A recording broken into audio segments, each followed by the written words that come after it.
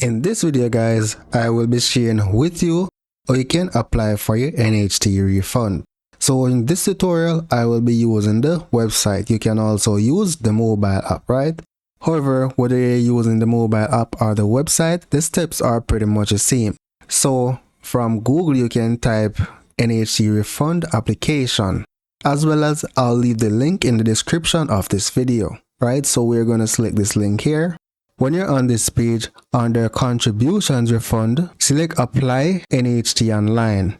Chances are you do not have an account here. You're going to select register and complete this information, right? So I already have my account, so I'm just going to sign in.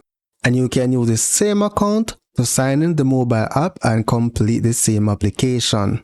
So what you're going to do is scroll down to contributions, and under contributions, select due for refund.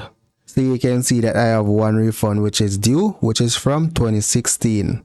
So you're going to select apply for refund. Where will you receive your refund? Select which best applies to you. And then you're going to complete your banking information. Select submit. And that's it. That's literally how easy it is for you to apply for your NHT refund online. So that's it for now guys. Thank you for watching and see you in the next video.